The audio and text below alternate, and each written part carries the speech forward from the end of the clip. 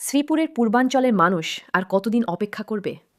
শ্রীপুরের পূর্বাঞ্চলের বাবুর বাজার, বটতলী ও দত্তের খামার এলাকায় ভয়াবহ নদী ভাঙন অব্যাহত রয়েছে।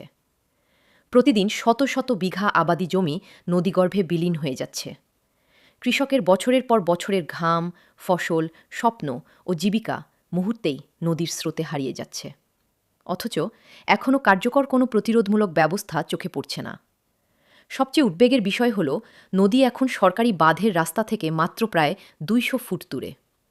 যদি এই অংশটুকুও ভেঙে যায়, তাহলে সরকারি সম্পদ ও আশপাশের বিস্তীর্ণ এলাকা মারাত্মক ঝুঁকির মুখে পড়বে। তখন তড়িঘড়ি করে কাজ শুরু করলে যে ক্ষতি হবে তা আর পূরণ করা সম্ভব হবে না।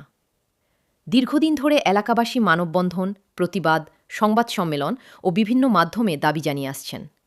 অসংখ্য সংবাদ প্রকাশিত হয়েছে।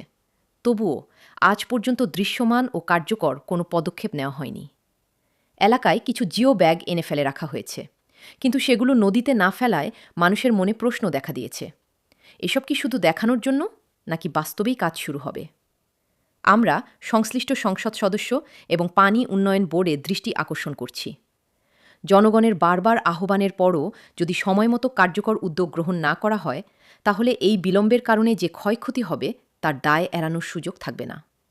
জনগণ জানতে চায়, আর কত জমি নদীতে বিলীন হলে এই এলাকাকে গুরুত্ব দেওয়া হবে?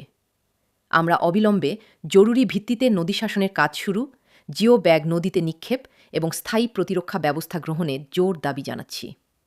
মানুষের জীবন জীবিকা, ফসলি জমি ও সরকারি সম্পদ রক্ষায় আর কোনো গাফিলতি গ্রহণযোগ্য নয়। সময় থাকতে ব্যবস্থা নিন।